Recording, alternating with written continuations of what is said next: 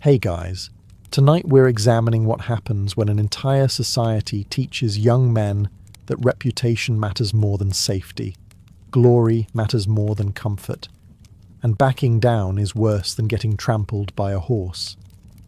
So before you get comfortable, take a moment, like the video and subscribe. But only if you genuinely enjoy what I do here. And let me know in the comments where you're tuning in from and what time it is for you. It's always fascinating to see who's joining us from around the world.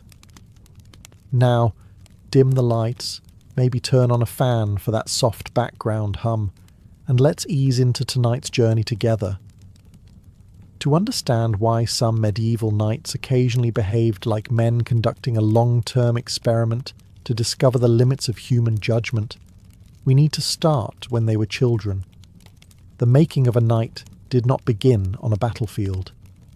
It began in a nursery. If you were born into a noble family in medieval Europe, your future was often decided before you could speak in complete sentences. A peasant boy might inherit a field. A merchant's son might inherit a business. A noble boy was expected to become a warrior. Medieval society was not particularly interested in hearing that your true passion was pottery. At around 7 years old, many noble boys left home to serve as pages in another lord's household. Today, parents become concerned if a child spends too much time online. Medieval parents looked at a 7-year-old and thought, "Excellent. He seems old enough to begin preparing for mounted combat." Life as a page involved learning manners, religion, reading, riding horses, hunting, and serving important guests. It sounded civilized enough. Yet hidden beneath every lesson was the same message. Your worth depended largely on your ability to become an effective fighter. Even recreation pushed boys in that direction. Wooden swords were common toys. Mock battles were encouraged. Wrestling was admired. Meanwhile, activities involving caution, patience, and avoiding unnecessary danger received noticeably less attention. Medieval Europe was not accidentally producing knights. It was operating a remarkably efficient knight factory. Stories reinforced the process. Young noble boys grew up hearing tales of legendary warriors who charged into impossible situations and somehow emerged covered in glory instead of regret. King Arthur's knights, Charlemagne's heroes, and famous crusaders filled their imaginations. Nobody sat children down to tell thrilling tales about Sir Geoffrey the reasonably prepared, who carefully assessed the risks and lived to a comfortable old age. By their teenage years, pages became squires. This was where the training intensified. Squires maintained weapons, cared for horses, polished armour, and accompanied knights on military campaigns. Many witnessed violence, executions, raids and battles while still very young. For them, warfare was not an occasional event. It was part of the background scenery. At the same time, they learned that reputation was everything. A knight's honour affected his friendships, political influence, marriage prospects, and family standing. Being called brave could open doors throughout a kingdom. Being called a coward could follow a man for decades, like a particularly aggressive tax collector. The result was predictable. Young men learned that caution earned mockery. Boldness earned admiration. Recklessness sometimes earned songs, and songs were powerful things. Because by the time a young nobleman finally received his spurs and became a knight, he had spent more than a decade absorbing a single lesson. Glory was worth almost any risk, as we'll soon see.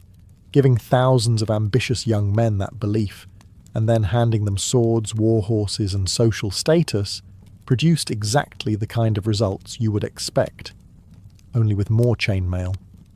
By the time a young man became a knight, he had already learned that courage was important. What he learned next was considerably more dangerous. He learned that honour was everything. In modern society, if someone insults you online, the recommended response is usually to ignore them, block them, or spend 3 seconds realizing their opinion changes absolutely nothing about your life. A medieval knight would have found this approach deeply confusing. For a knight, honor was not simply a matter of personal pride. It was a form of social currency. It affected business arrangements, political alliances, marriage opportunities, military leadership, and family prestige. Honor could open doors. Losing it could close them just as quickly. This created a world where even small insults could become surprisingly serious. Imagine attending a feast where another nobleman casually questions your bravery. Perhaps he suggests you were late arriving to a battle. Maybe he implies that another knight fought more courageously than you did. Perhaps he merely raises an eyebrow at an inconvenient moment. Today, most people would move on with their evening. A medieval knight might spend the next 6 months planning revenge. The problem was that honor existed largely in the eyes of others. If enough people believed an accusation, it could become reality regardless of whether it was true. This meant knights constantly felt pressure to defend their reputations. And defend them they did. Arguments frequently escalated into duels, feuds, or outright warfare. Noble families sometimes fought each other for years over disputes that began with insults, inheritance disagreements, or perceived slights. Entire regions could become unstable because two powerful men refused to admit that perhaps everyone involved was being unreasonable. Admitting fault was especially difficult. A knight who backed down risked appearing weak. A knight who escalated the situation could at least claim he was protecting his honor. This created a fascinating system where the most mature solution was often the least attractive option. The culture rewarded bold responses and punished restraint. As a result, many knights developed a habit of treating every challenge as a test of character. A disagreement became a matter of honor. A competition became a matter of honor. Someone looking at you incorrectly somehow became a matter of honor. Before long, honor had become less of a virtue and more of a full-time occupation. And unfortunately, there was one place where knights could demonstrate their honor in front of enormous crowds, gain fame, win prizes, and occasionally get trampled by horses.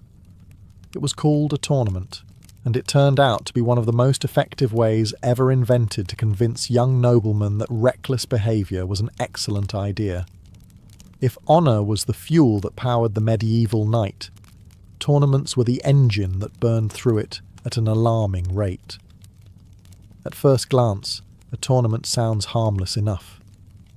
Modern people hear the word and imagine organized competitions, clear rules, medical staff, and participants returning home with a trophy and perhaps a mild ankle injury. Medieval tournaments were slightly different. A better description might be large groups of heavily armed noblemen gathering in a field to settle absolutely nothing while risking their lives. Originally, tournaments were not even designed as entertainment. They functioned as military training exercises. Knights practiced riding, fighting, and working together under battlefield conditions. The problem was that knights quickly discovered they enjoyed the fighting part much more than the training part. Thousands of spectators often attended these events. Nobles, merchants, peasants, clergy, and travellers gathered to watch the action. Successful knights could gain wealth, fame, and admiration. They could attract powerful allies. They could improve their social standing. Some could even impress potential marriage partners. In other words, tournaments created a perfect environment for showing off, and knights rarely needed encouragement in that department. The most dangerous events were known as melees. Unlike the carefully choreographed jousts often shown in movies, melees involved large groups of knights fighting across open ground. Participants charged each other with lances, swung swords, wrestled opponents from horses, and attempted to capture rivals for ransom. The experience resembled a battle so closely that observers occasionally struggled to identify the difference. Injuries were common. Broken bones, Crushed limbs, concussions, and fatal accidents occurred regularly.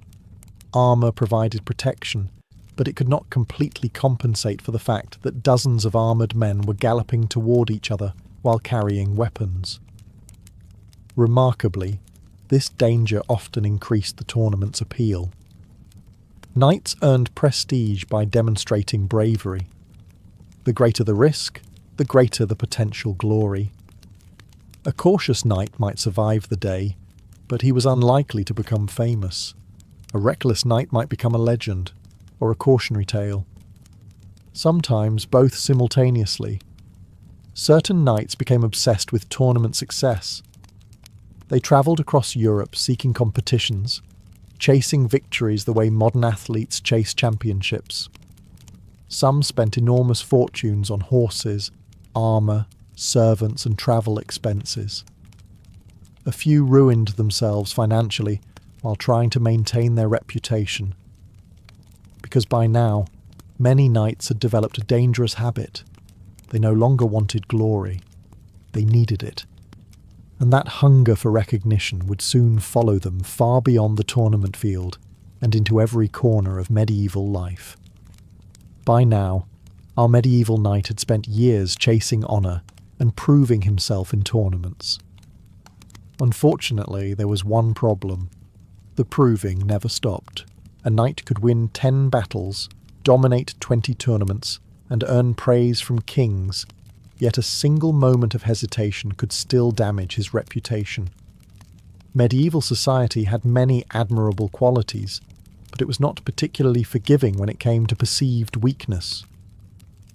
This created a strange psychological trap. Knights were expected to be brave at all times, not occasionally, not when circumstances were favourable, always. If a dangerous mission appeared, a knight was expected to volunteer. If an enemy challenged him, he was expected to respond. If a battle looked hopeless, he was expected to ride into it anyway. The concept of saying, "This seems unnecessary and potentially fatal," rarely generated applause. Many knights became trapped in a cycle of constant performance. Every public appearance felt like an examination. Every decision was observed by peers who were eager to judge courage, loyalty, and strength. And medieval nobles judged each other constantly. A knight's companions might forgive a military defeat. They might forgive bad luck. What they struggled to forgive was the appearance of fear. This helps explain some remarkably reckless decisions found throughout medieval history. Knights sometimes launched attacks against overwhelming odds because retreat seemed shameful. Others accepted duels they had little chance of winning because refusal could damage their standing. Some remained in hopeless battles long after common sense had packed its belongings and left. The pressure became especially intense among younger knights. Older warriors occasionally learned caution through experience. Younger men often had something to prove. A veteran knight might look at a dangerous situation and think, "I have seen enough battlefields to know this is a terrible idea." A 20-year-old knight might look at the same situation and think, "This could make me famous." History contains many examples of both approaches. The second group tends to be remembered more often. Literature made matters worse. Stories celebrated heroic last stands, impossible victories, and fearless warriors who never doubted themselves. Real knights consumed these stories enthusiastically. The fact that many legendary heroes were fictional did little to discourage imitation. After all, nobody writes epic poems about the nobleman who carefully assessed the situation, negotiated a peaceful solution, and returned home with all his limbs intact. The result was a culture where appearing fearless became almost as important as actually surviving. And when an entire class of warriors spends its life trying to prove it fears nothing, eventually some of them start believing it. That belief would become even more dangerous when religion entered the equation and promised rewards far beyond earthly glory. If tournaments encouraged knights to risk their lives for glory, religion offered something even more powerful. It offered eternal glory. For centuries, medieval Europe was deeply shaped by Christianity. Knights attended church, listened to sermons, donated to monasteries, and viewed much of life through a religious lens. Most genuinely believed that God played an active role in human affairs. Then, during the late 11th century, a remarkable idea began spreading across Europe. What if fighting could help save your soul? The concept reached its most famous expression during the Crusades. When Pope Urban II called for a military expedition to the Holy Land in 1095, he presented it not merely as a war, but as a sacred duty. For knights, this was a revolutionary development. Previously, violence had created a moral problem. Christianity valued peace, forgiveness, and humility. Knights, meanwhile, spent much of their lives hitting people with metal objects. Reconciling these two realities had always been somewhat awkward. The Crusades seemed to solve the issue. Now, a knight could fight, kill enemies, gain honour, earn fame, and potentially receive spiritual rewards at the same time. It was almost as if someone had designed a religious movement specifically tailored to the interests of heavily armed noblemen. Not surprisingly, many were enthusiastic. Thousands sold land, borrowed money, and left their homes to join crusading armies. Some travelled thousands of miles across unfamiliar territory, enduring disease, hunger, extreme weather, and constant danger. The journey itself could be brutal. Entire groups perished before ever reaching their destination. Yet many continued forward because they believed they were participating in a sacred mission. Religious devotion was certainly part of this motivation, but so was prestige. Crusaders often returned with enhanced reputations. Veterans gained admiration throughout Europe. Their stories attracted attention. Their experiences carried enormous social value. For ambitious knights, the appeal was obvious. A tournament might earn you local fame. A crusade could make you famous across Christendom. Unfortunately, this combination of faith, honour, and warfare sometimes produced extraordinary levels of confidence. Certain crusaders became convinced that divine favour guaranteed success. Others interpreted victories as proof that God approved of their decisions. A few developed expectations that reality would struggle to meet. History repeatedly demonstrated that arrows, disease, thirst, and poor planning were surprisingly indifferent to personal confidence. Yet the belief persisted, and once a knight became convinced that both society and heaven were cheering him forward, caution became even harder to justify. As we will see next, some warriors became so accustomed to conflict that they eventually stopped needing religion, honour, or tournaments as motivation. They simply discovered that peace itself had become the problem. For some medieval knights, war was a necessity. For others, it became a habit. And for a surprising number, it looked suspiciously like a hobby. By the 12th and 13th centuries, Europe contained thousands of trained warriors whose entire identities revolved around fighting. They had spent their childhood learning combat, their teenage years practicing combat, and their adult lives gaining status through combat. Then peace arrived. This created an unexpected problem. A knight without a war was a bit like a fisherman without water or a baker without flour. His skills still existed, but opportunities to use them had suddenly disappeared. Many struggled with this reality. A modern professional athlete might retire and take up golf. A medieval knight often looked around for the nearest conflict. Contemporary writers occasionally complained about this tendency. During peaceful periods, some knights became restless. Raiding, feuding, private warfare, and various forms of armed mischief often increased when there were no major campaigns available. The Church even attempted to address the issue. Movements such as the Peace of God and Truce of God tried to limit violence by restricting when knights could fight and whom they could attack. Church leaders essentially found themselves saying, "Please stop attacking people for at least part of the week." The fact that such rules were considered necessary tells us quite a lot. Part of the problem was economic. Maintaining knightly status was expensive. Horses, armour, weapons, servants, and estates required substantial resources. Warfare sometimes offered opportunities for loot, ransom money, land acquisition, and political advancement. Conflict could be profitable. Peace, unfortunately, rarely came with prize money. Part of the problem was psychological. Many knights genuinely enjoyed the excitement of warfare. Battle offered danger, purpose, camaraderie, and opportunities for recognition. It transformed ordinary men into heroes, or at least gave them a chance to try. Compared to that, managing estates and settling disputes between tenants could feel remarkably dull.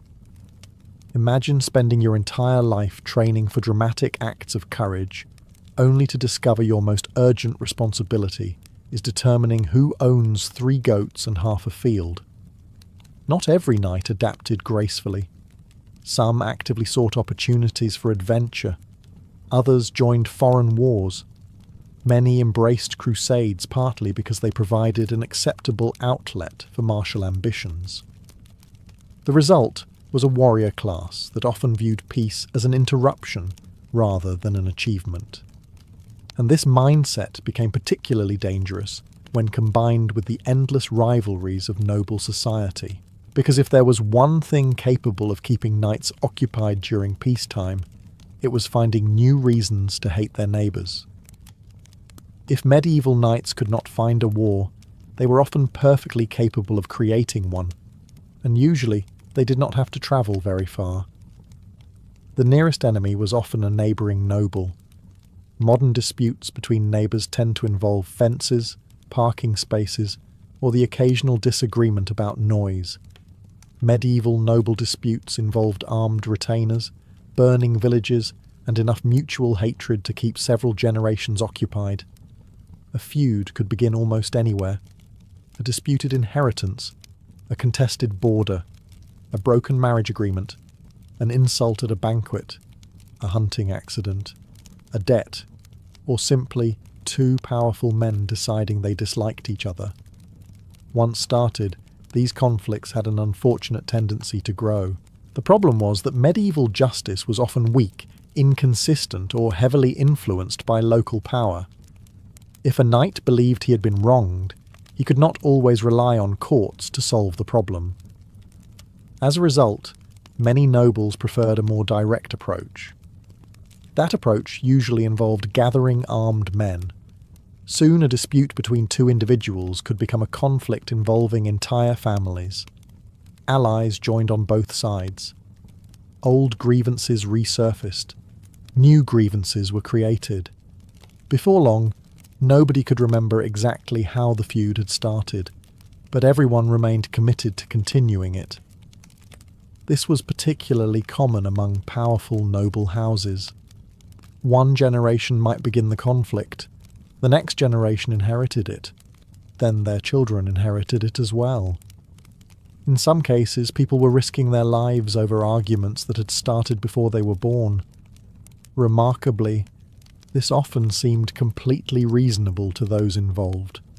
Honour demanded revenge. Revenge protected reputation. Reputation protected status. And status protected everything else. The logic was circular, but it was extremely popular. Castles played an important role in these disputes. They were not simply homes. They were military strongholds. A knight who felt threatened could retreat behind thick walls, gather supplies, and prepare for a siege. This sometimes turned local disagreements into lengthy military operations. Imagine arguing with your neighbour and responding by locking yourself inside a fortress while armed supporters gather outside. Medieval Europe occasionally operated on this principle. Some knights became so notorious for private warfare that even kings struggled to control them. Monarchs frequently issued orders demanding peace, only to discover that heavily armed nobles were surprisingly selective about which instructions they followed. The result was a landscape filled with rivalries, grudges, and vendettas, and while these feuds often caused enormous destruction, they also encouraged knights to see themselves as heroes in an ongoing drama. A drama that became even more dangerous when stories and legends convinced some warriors that they were destined to live like the heroes of old. By the time we reach this point in our story, our medieval knight has spent years defending his honour, fighting tournaments, joining feuds, and searching for glory. Unfortunately, there was another influence quietly shaping his worldview. Stories. Lots and lots of stories. Medieval Europe loved tales of heroic knights. Noble courts were filled with poems, songs, romances, and legends celebrating larger-than-life warriors who performed impossible deeds and never seemed to suffer from ordinary human limitations. The most famous examples were the stories surrounding King Arthur and the Knights of the Round Table. These tales featured brave heroes embarking on dangerous quests, defeating evil enemies, rescuing noble ladies, and achieving eternal fame through courage and virtue. The stories were entertaining. The problem was that some knights started treating them as career advice. Today, most people can watch an action movie without immediately attempting to jump between moving vehicles. Medieval knights did not always maintain this distinction between fiction and reality. Many genuinely tried to imitate the heroes they admired. Throughout Europe, noblemen adopted the language and customs of chivalric romances. They dedicated victories to noble ladies, sought opportunities for dramatic displays of bravery, and actively pursued adventures that resembled the stories they loved. Sometimes this was harmless. Sometimes it was deeply embarrassing. And occasionally, it was dangerous. One famous example occurred during the late Middle Ages, when knights began undertaking elaborate quests simply to prove their courage. Some swore strange public oaths. Others travelled enormous distances looking for worthy opponents. A few deliberately placed themselves in unnecessary danger because they believed heroic deeds would enhance their reputations. To modern observers, this can seem remarkably irrational. Yet from a knight's perspective, it made perfect sense. The heroes in the stories received admiration. The real knights wanted admiration. Therefore, the solution appeared obvious. Become the story.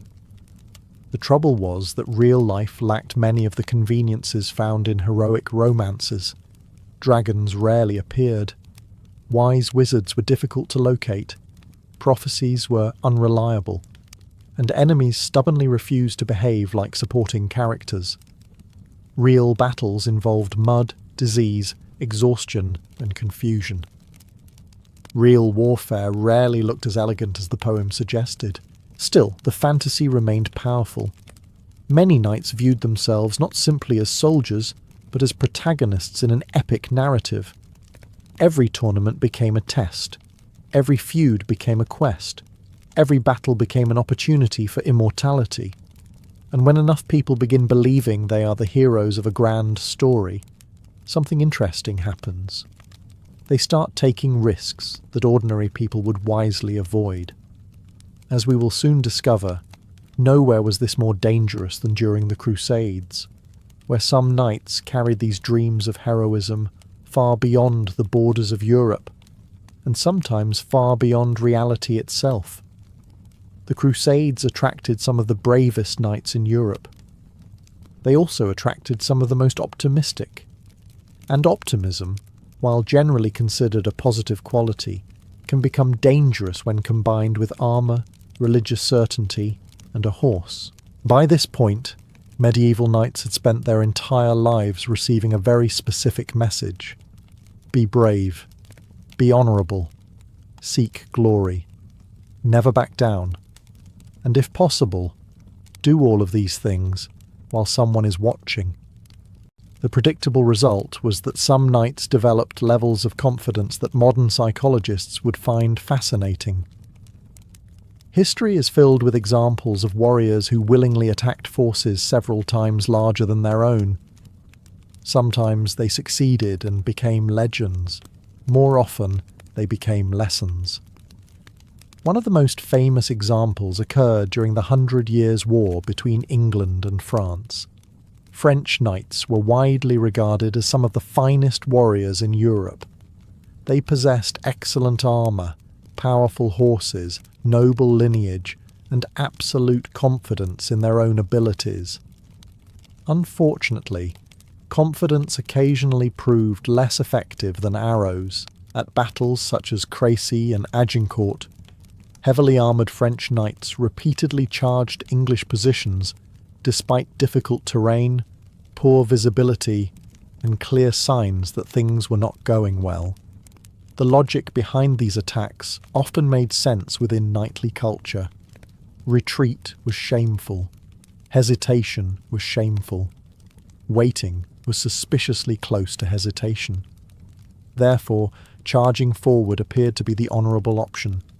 The fact that hundreds of longbowmen were waiting ahead somehow failed to improve the plan. Again and again, knights chose courage over caution. Sometimes individual acts of bravery were genuinely astonishing. Chroniclers described knights continuing to fight after losing horses, suffering wounds, or becoming surrounded by enemies.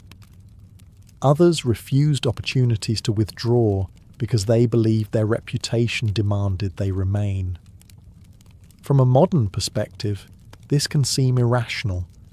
From a medieval knight's perspective, reputation often outlived the body, and many cared deeply about what would be said about them after death. Stories circulated throughout Europe about warriors who had stood alone against impossible odds. Young knights grew up admiring these legends and naturally wanted their own place in history. The problem was that every generation remembered the rare heroes who survived impossible situations. They tended to forget the considerably larger number who did not. This created a dangerous form of historical optimism. A knight might hear 10 stories about glorious last stands. He rarely heard detailed accounts of the hundreds of men who attempted similar feats and were immediately introduced to reality. History remembers legends. It is less enthusiastic about remembering statistics. Yet, despite all the disasters, defeats, and painful lessons, many knights continued pursuing glory with unwavering determination. Because courage was only part of the equation. Status mattered too, and nowhere was status displayed more extravagantly than in the strange and often ridiculous world of knightly fashion. If you imagine medieval knights as practical soldiers concerned only with warfare, history has some disappointing news. Many of them were obsessed with fashion, not just mildly interested. Obsessed. This may seem surprising for men who regularly risked being hit with axes, but medieval knights cared enormously about appearance. Clothing, armour, horses, banners, and personal symbols all communicated status. And in a society where status meant everything, appearances became serious business. A knight's armour was not merely protection. It was a public statement. The finest armour required extraordinary skill to produce and enormous wealth to purchase. A magnificent suit of armour announced that its owner was powerful, successful, and important. In other words, it served much the same purpose as modern luxury cars, except it was significantly more effective during cavalry charges. Competition quickly followed. Knights decorated helmets with elaborate crests. They wore brightly coloured clothing beneath their armour. Shields displayed family symbols.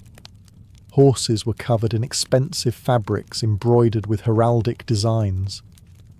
The battlefield occasionally resembled a fashion exhibition that had taken a very unfortunate turn.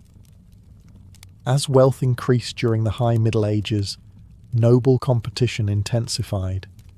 Some knights began wearing clothing with sleeves so long they became impractical.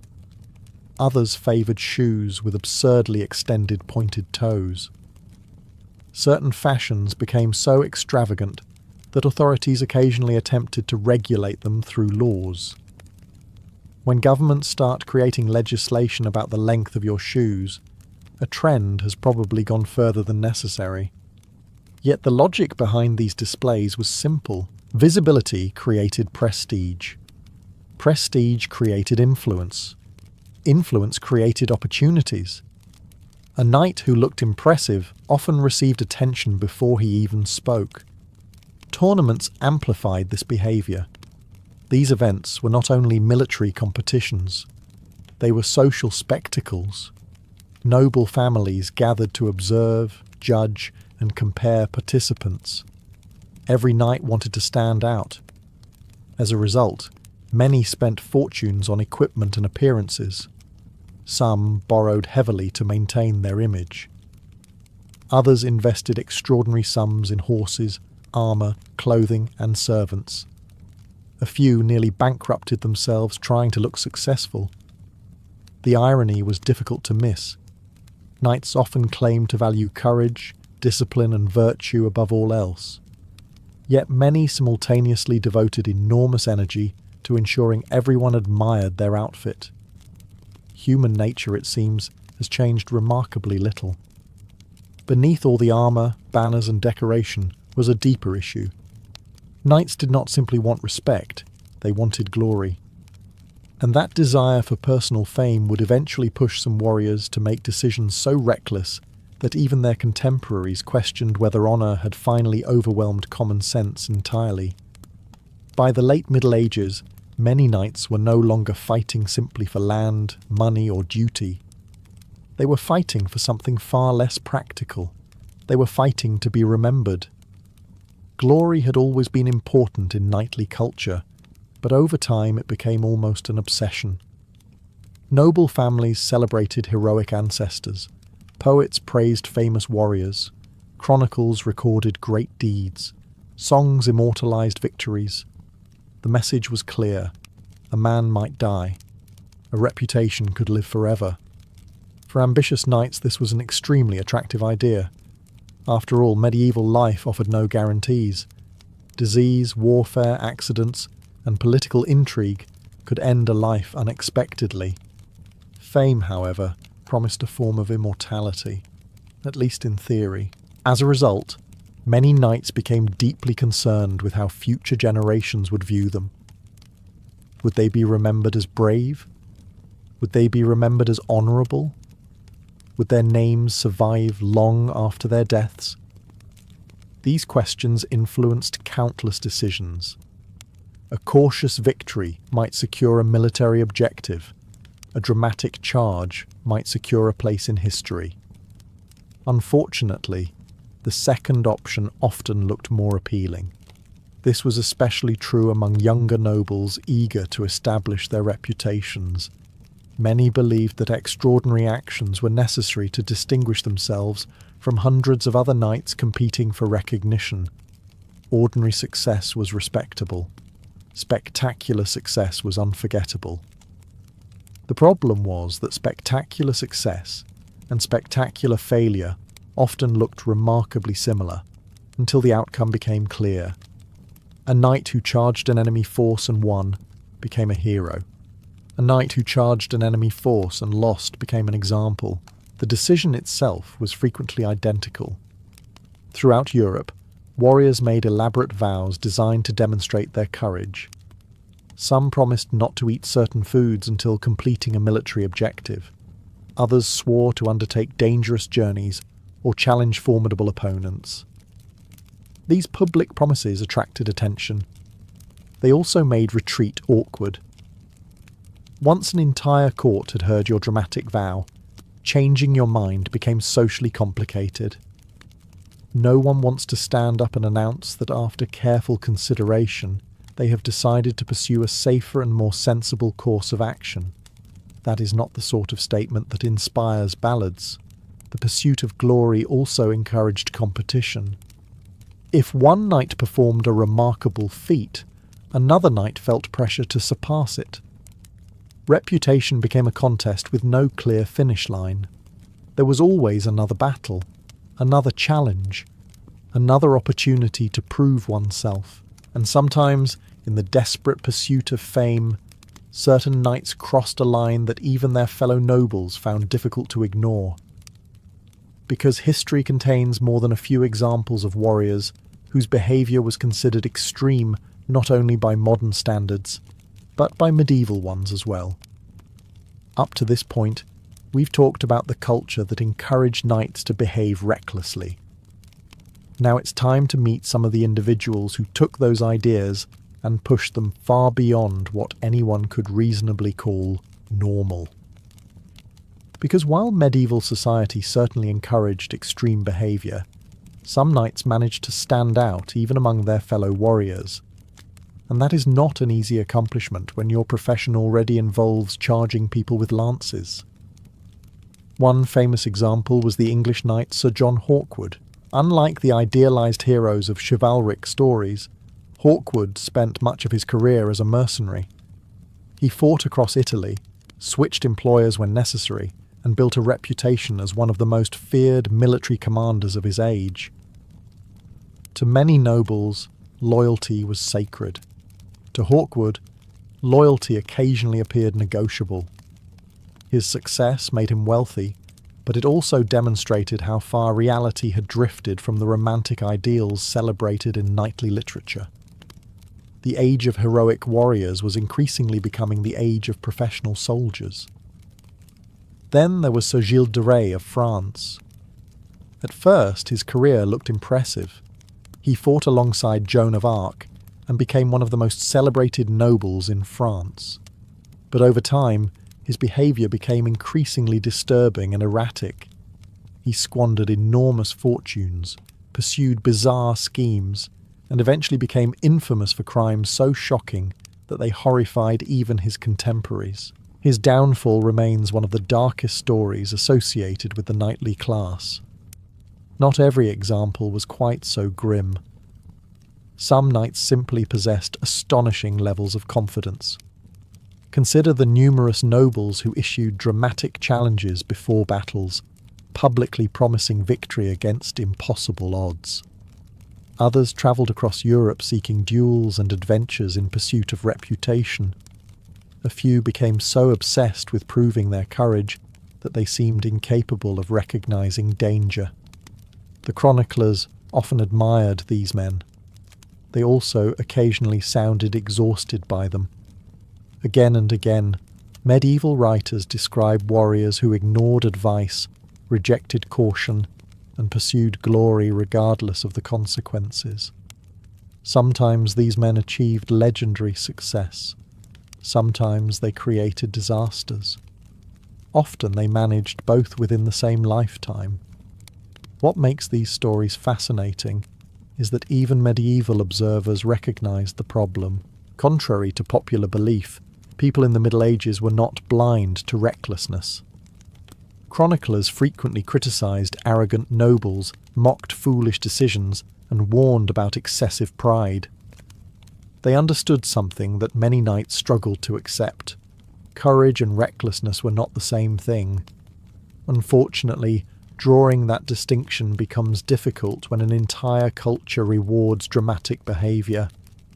And as Europe moved toward the end of the medieval period, reality was about to deliver a lesson that even the most stubborn knights could not ignore. The battlefield itself was changing. For centuries, knights had dominated European warfare. They were the military elite. They owned the best equipment, rode the finest horses, and occupied the highest positions in society. If a medieval knight had been asked who would control the future of warfare, his answer would almost certainly have been, "People exactly like me." History, however, had other plans. The first warning signs appeared long before the Middle Ages ended. At battles such as Crécy, Poitiers and Agincourt, armies of English longbowmen repeatedly devastated charging French knights. The results were deeply unsettling. For generations, Knights had believed that courage, noble birth, and superior equipment made them nearly unstoppable. Then they discovered that thousands of arrows had not received this information. A peasant archer could now kill a nobleman who had spent decades training for war.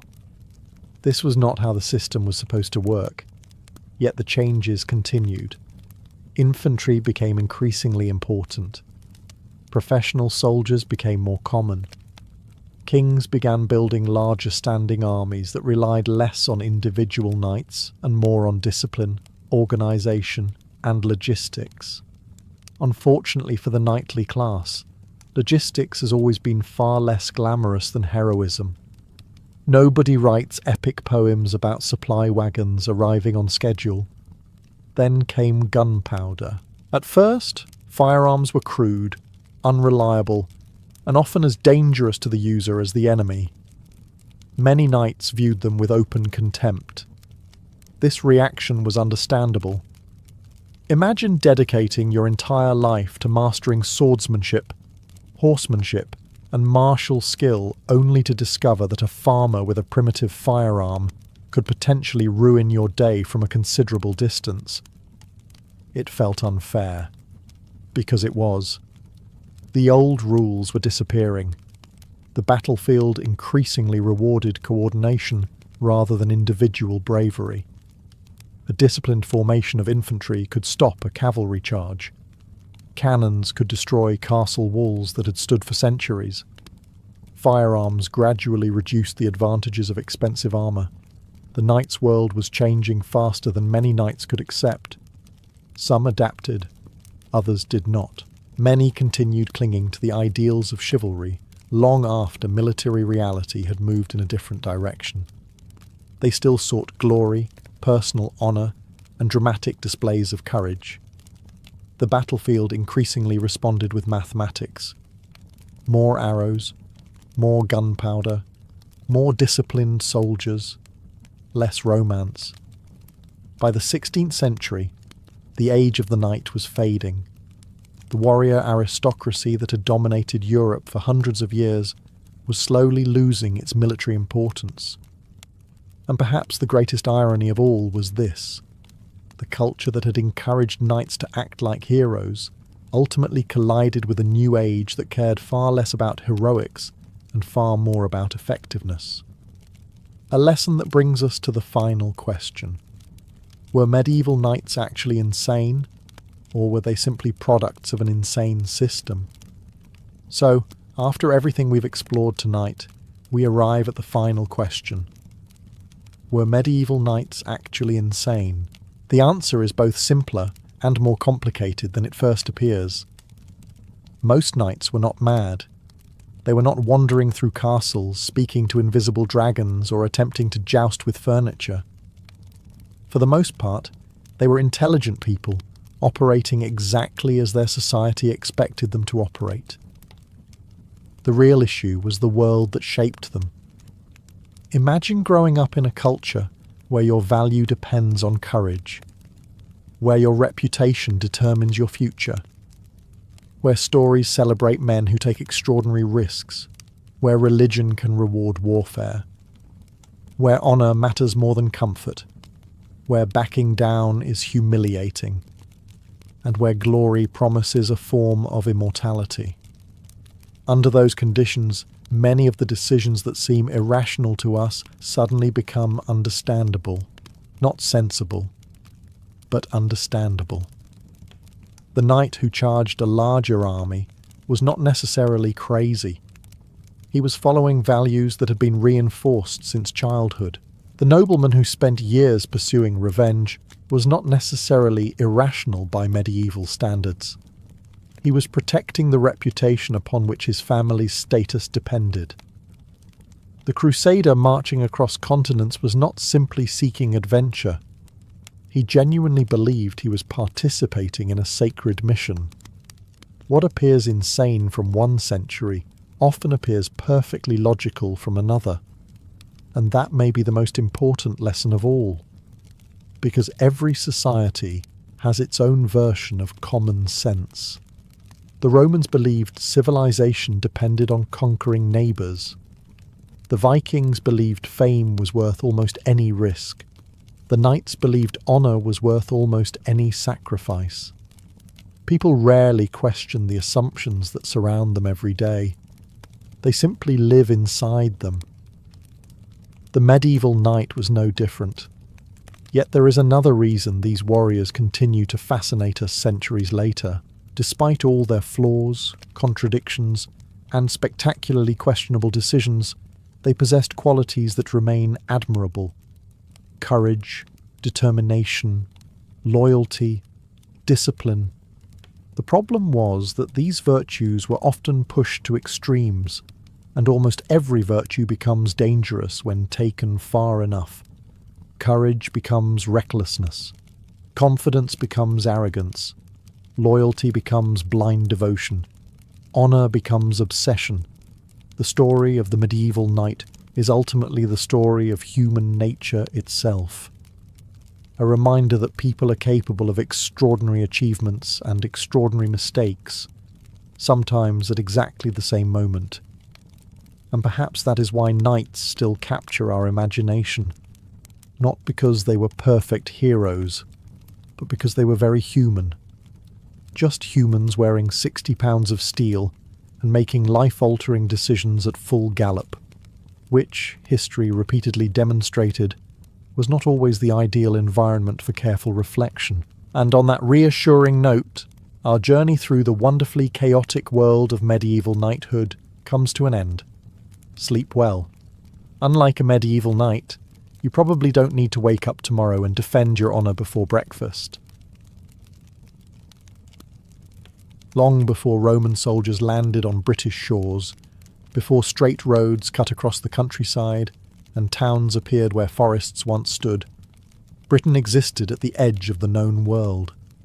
To the people of the Mediterranean, this island seemed almost legendary. Greek merchants had heard stories about it for generations.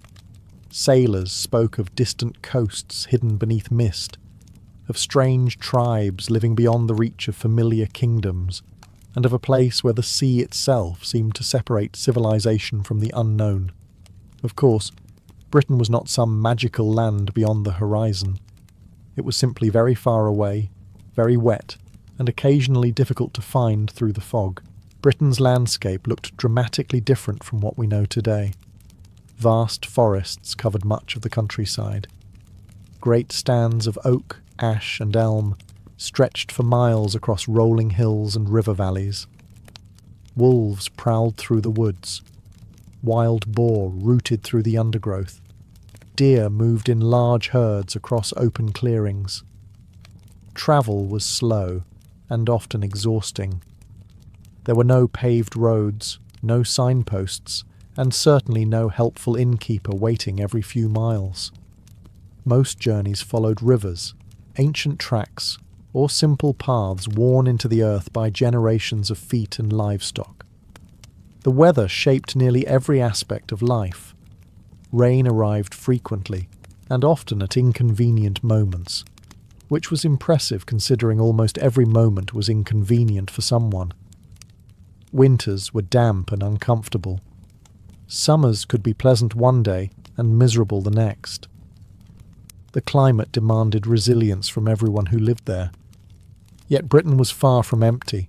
Across the island lived dozens of tribes, each controlling its own territory. Some occupied fertile farmland in the south. Others lived among the mountains of Wales or the rugged lands farther north. Every tribe had its own leaders, traditions, alliances, and rivalries. They shared similarities in language and culture, but they did not think of themselves as one people. There was no Britain in the political sense. There were only Britons. Small farming communities dotted the countryside. Hill forts crowned high ridges. Traders crossed the sea carrying goods from continental Europe. Farmers worked fields that their families had cultivated for generations. Warriors guarded tribal territories and sought glory in battle. To outsiders, the island seemed distant and mysterious. To those who lived there, it was simply the centre of the world. And for centuries, That world remained beyond the grasp of Rome. But across the Channel, a growing republic was beginning to look northward, and the age of isolation was slowly coming to an end. The Britain that existed before Rome was not a single kingdom, a united nation, or even a collection of friendly neighbours who gathered occasionally to discuss mutual concerns over a pleasant meal. It was a patchwork of tribes. Hundreds of years before Julius Caesar ever heard the name Britain, waves of Celtic-speaking peoples had gradually spread across the island. They did not arrive all at once as a giant migration. Instead, new groups, ideas, technologies and customs flowed into Britain over centuries, blending with the populations already living there.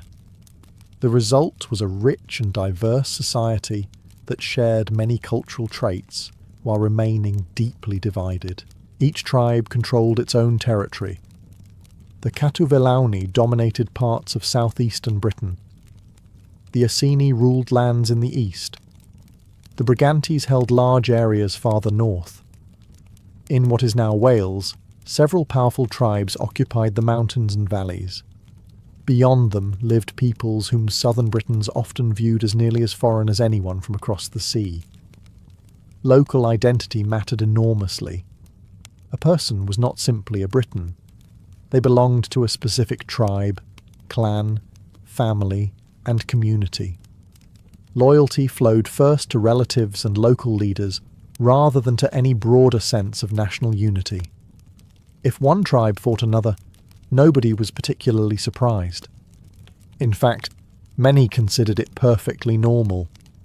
Peace was often treated as a temporary pause between arguments. Most people lived in small farming settlements scattered across the countryside. Roundhouses built from timber, wattle and thatch formed the centres of these communities. Families worked fields of barley and wheat, raised cattle and sheep, and stored food for the difficult winter months. Life revolved around the seasons. Spring meant planting. Summer brought grazing and maintenance. Autumn required harvesting and preparation. Winter tested whether those preparations had been sufficient. Nature was not interested in excuses. Despite the importance of farming, tribal society was far from simple. Skilled metal workers produced impressive weapons and jewellery. Craftsmen created intricate designs that still amaze archaeologists today. Traders carried goods between regions, connecting distant communities long before formal roads existed. Above ordinary farmers stood nobles, warriors, and powerful families whose influence shaped tribal politics. Prestige came from wealth, military success, and the ability to attract followers. A respected leader might command dozens or even hundreds of warriors. A weak leader could quickly discover that loyalty often disappeared at the same speed as free gifts. These tribes would dominate Britain for centuries. But while they competed with one another, a far larger power was steadily expanding across Europe, drawing ever closer to their shores. As tribal populations grew and rivalries intensified, the landscape of Britain began to change. Across hills and ridges, enormous earthworks appeared. Massive banks of soil rose from the ground. Deep ditches carved through the countryside. Wooden palisades crowned defensive walls. From a distance, these sites looked like fortresses guarding entire regions. These were the hill forts of Iron Age Britain, and they were among the most impressive structures built anywhere in northern Europe before the arrival of Rome. To modern eyes, a hill fort might seem like an obvious military base. Certainly, defence played an important role. A steep hill surrounded by walls was far easier to defend than a village sitting in an open field, waiting politely for attackers to arrive. But hill forts were much more than forts. Many functioned as thriving communities, where hundreds, sometimes even thousands, of people lived and worked.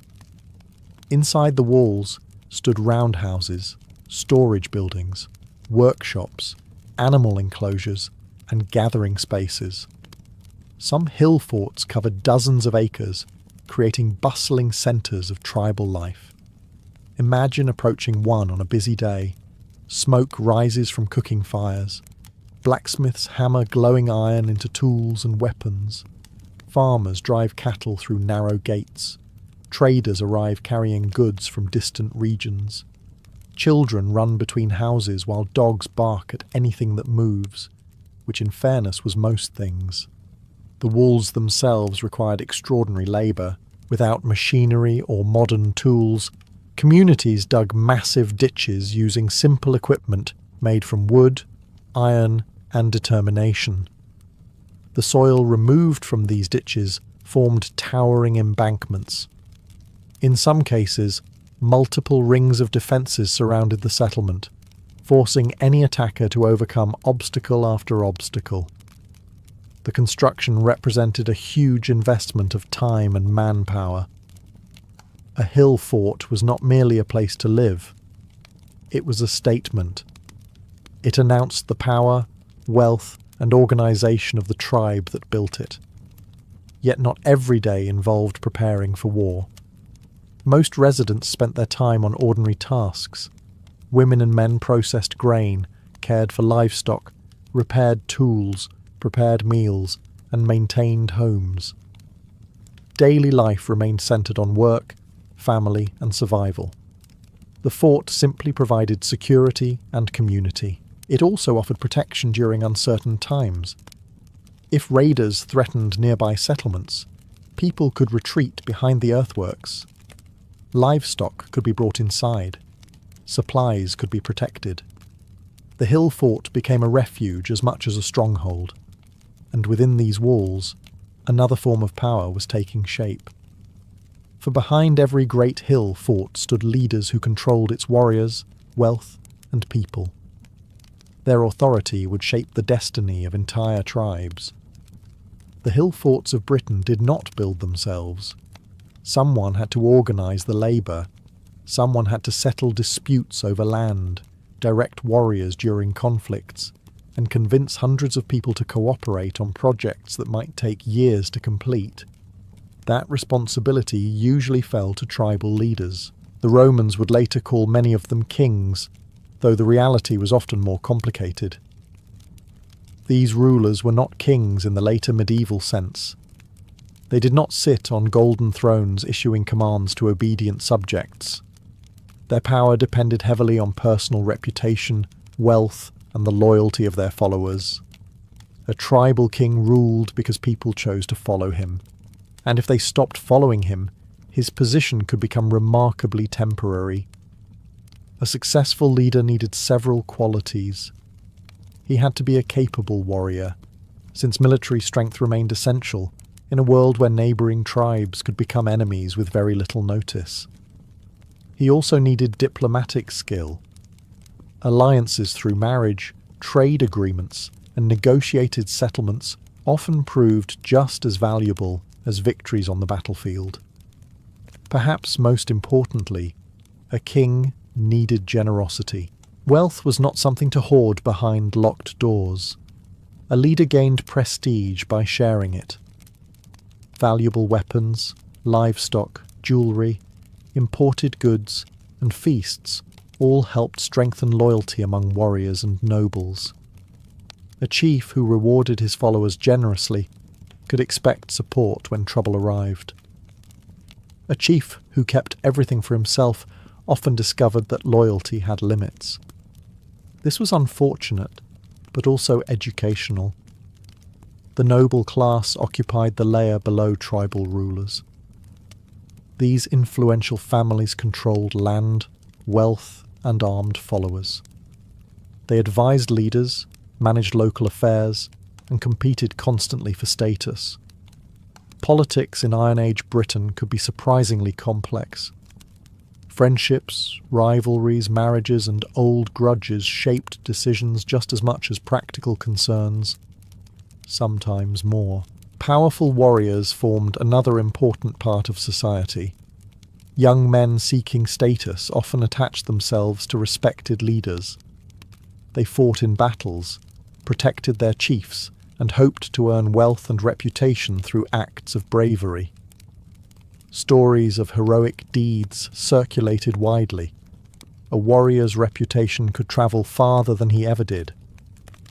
Meanwhile, ordinary farmers supported the entire system through their labour. Crops, livestock, and trade goods provided the resources that allowed leaders to maintain influence and reward followers. At the centre of it all stood the tribal king, balancing alliances, managing disputes, and preparing for dangers both near and far. Because while political power depended on loyalty, it also depended on something else. The approval of forces far older than any king, the gods, the spirits, and the sacred traditions guarded by Britain's druids. While tribal kings negotiated alliances and warriors sought glory, most people in pre-Roman Britain lived much simpler lives. They farmed. In fact, nearly every aspect of society depended on agriculture. No matter how impressive a chief's hill fort might appear, nobody could eat prestige. Crops and livestock remained the foundation of survival. A typical farming family lived in a roundhouse made from wooden posts woven with branches and covered with clay. The roof consisted of thick thatch, which provided decent protection from the weather, assuming the weather was feeling cooperative that day.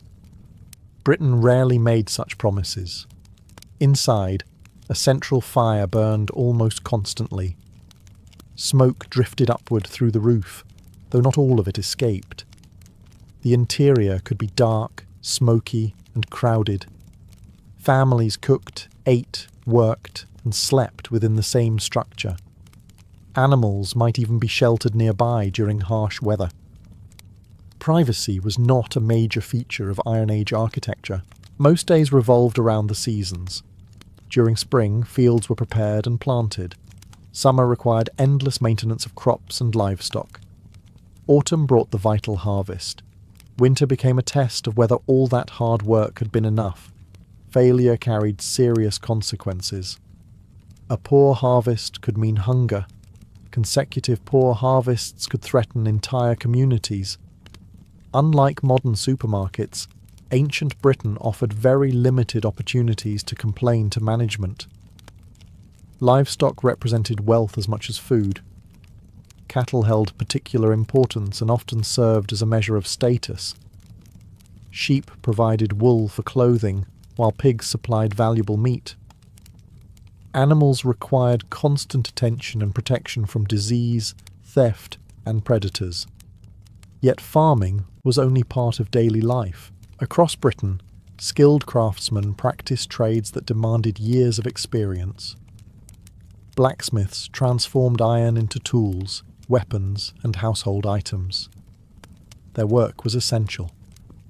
Iron axes cleared forests. Iron ploughs improved farming. Iron spears helped settle disagreements in the traditional manner. Metal workers also created beautiful jewellery and decorative objects. Intricate torques, brooches, and ornaments demonstrated remarkable craftsmanship. Many surviving examples reveal a sophisticated artistic culture that surprised later Roman observers. Weaving formed another critical industry. Women often spent countless hours producing cloth from wool. Clothing required enormous effort from start to finish, making every garment valuable. Trade connected these communities together. Farmers exchanged surplus goods, craftsmen sold their products, and merchants carried items between distant regions. Life was demanding, repetitive, and heavily dependent on nature. Yet beneath these daily routines existed a deeper world of beliefs and traditions. For the people of Britain, the landscape itself seemed alive with sacred power, and no one understood that power better than the Druids. To the people of pre-Roman Britain, the world was not divided into the natural and the supernatural. Everything was connected. Rivers, forests, mountains, animals, and even certain stones could possess spiritual significance. The landscape was not merely a place where people lived. It was a living part of their beliefs, filled with unseen forces that influenced daily life. At the centre of this sacred world stood the Druids. Much of what we know about them comes from Roman writers, who were often fascinated, confused, or occasionally horrified by Celtic customs. As a result, separating fact from exaggeration can be difficult. The Romans were excellent engineers and administrators, but they were not always the most unbiased observers when describing foreign religions. What seems clear is that Druids held enormous influence. They were priests, teachers, judges, historians, and advisors all at once. In many tribes, their authority extended beyond that of kings in certain matters. While rulers controlled warriors and territory, Druids guarded knowledge and tradition, and knowledge was power. Unlike later societies that relied heavily on written records, the peoples of Britain preserved much of their history through memory and oral tradition. Druids spent years mastering vast amounts of information. They learned laws, genealogies, religious teachings, and stories passed down through generations. Training could take decades. Apparently, becoming a druid required considerably more study than becoming a warrior, which may explain why more young men chose the sword.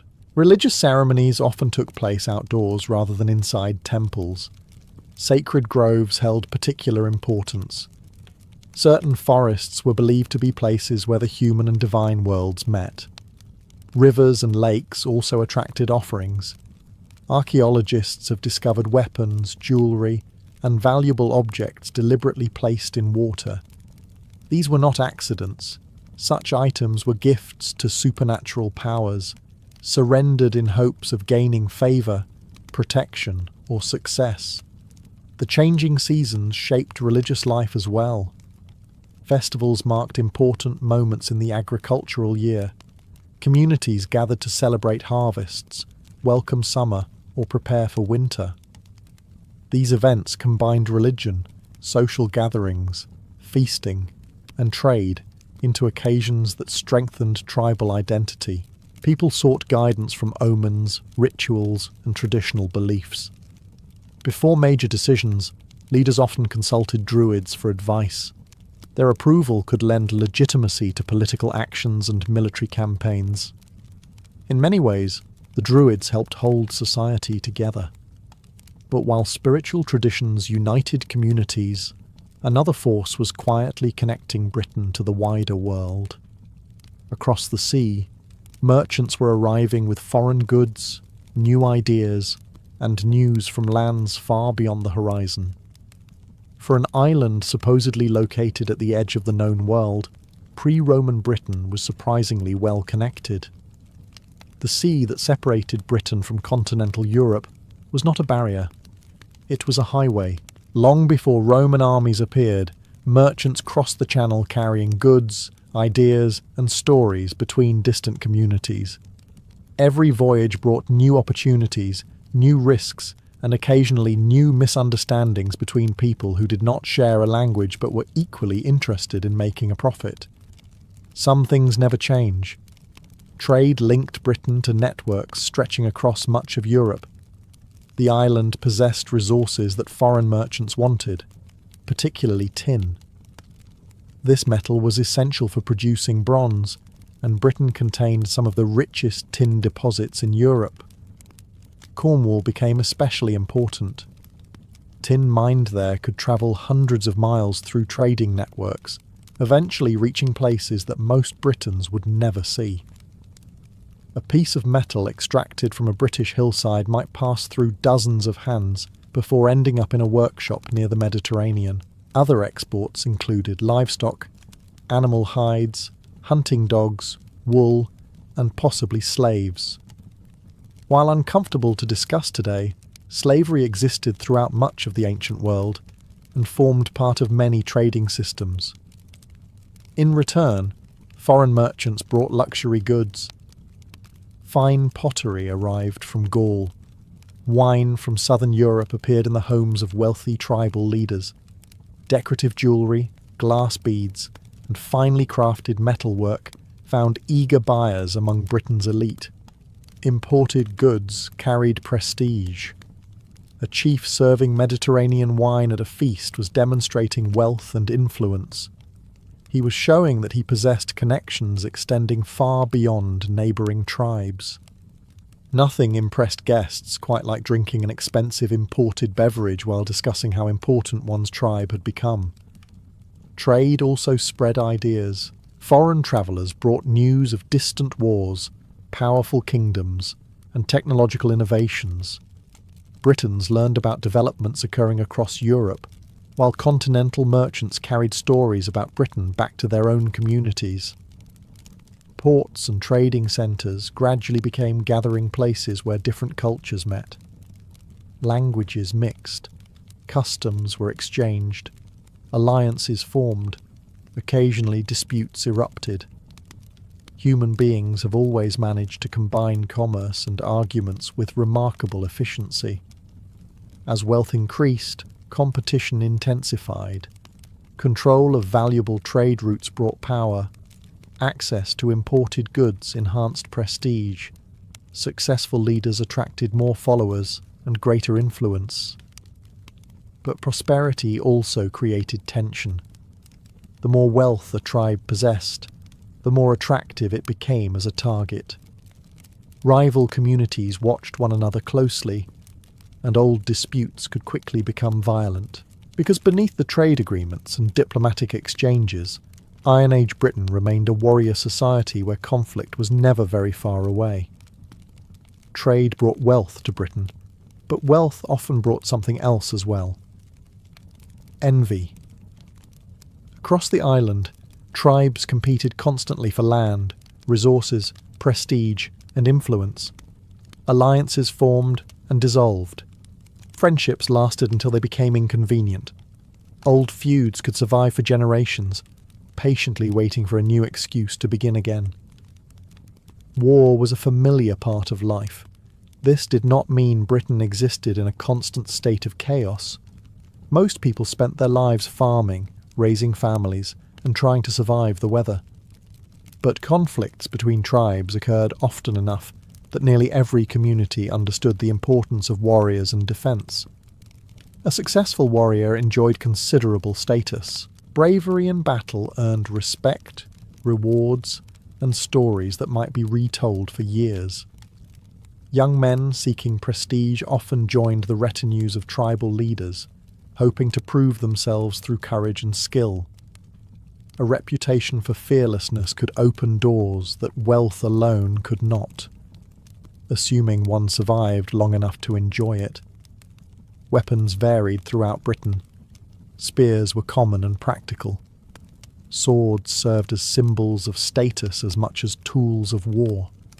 Shields protected warriors in combat and often displayed intricate designs representing tribal identities. Many warriors carried equipment they or their families had invested significant resources to obtain. Iron was valuable. A warrior's weapons represented not only military strength, but also social standing. One of the most distinctive features of British warfare was the use of chariots. By the time the Romans arrived, chariots had largely disappeared from Mediterranean battlefields, but some British tribes continued to use them. Roman observers were fascinated. A warrior might ride into battle aboard a light chariot driven by a skilled charioteer. At the right moment, he would leap from the vehicle, fight on foot, and then return to the moving chariot when needed. To Roman soldiers, encountering this tactic for the first time, it must have seemed both impressive and slightly unreasonable. The British apparently considered it perfectly normal. Most conflicts were not massive battles involving entire nations. Instead, warfare often consisted of raids, ambushes, cattle thefts, and limited engagements between rival groups.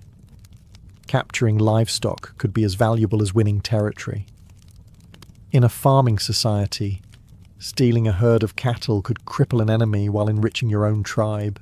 Yet, as dangerous as neighbouring tribes could be, a far greater threat was emerging across the Channel.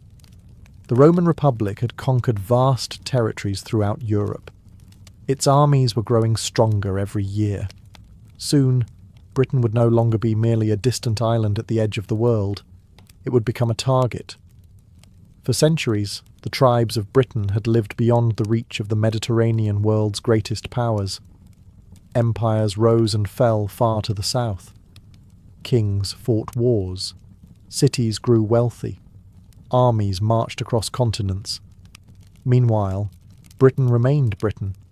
Its tribes traded with Europe, heard rumours from distant lands, and occasionally welcomed foreign merchants into their ports. Yet for most people, Rome was little more than a name attached to stories carried across the sea. That was beginning to change. By the middle of the 1st century before Christ, the Roman Republic had become the dominant power in Western Europe. Under ambitious generals, Roman armies conquered vast territories. One by one, independent peoples fell beneath Roman rule. Not every Viking warrior became a berserker. In fact, most did not. The men who earned that fearsome reputation occupied a special place within Norse society. They were admired, feared, celebrated, and occasionally avoided by the very people they protected. Stories described them as fighters who seemed to transform in battle, casting aside pain, caution, and sometimes common sense altogether. But long before a warrior entered his first battle frenzy, he was simply a boy growing up in Scandinavia. His childhood would not have looked particularly unusual. He lived on a farm or in a small settlement surrounded by forests, mountains, and cold seas. From an early age, he learned skills necessary for survival. He helped care for animals, gathered firewood, fished, hunted, and worked alongside his family. Life offered little room for laziness. The Scandinavian climate had a remarkable ability to punish poor preparation. Winter arrived every year with the consistency of an unpaid tax collector. Children learned quickly that strength and endurance mattered. Young boys spent countless hours outdoors. They climbed rocky slopes, crossed icy streams, rowed boats, and accompanied older men on hunting expeditions. These activities built physical toughness, but they also taught something equally important: self-control. A warrior who panicked was dangerous to everyone around him. As boys entered adolescence, martial training became increasingly important. They practiced with wooden weapons before graduating to real ones. Spears, axes, shields, and knives became familiar tools. Wrestling matches tested strength and determination. Competitions between young men helped identify those who possessed unusual courage or aggression. Certain personalities stood out. Some boys displayed an exceptional willingness to face danger. Others seemed almost drawn to conflict.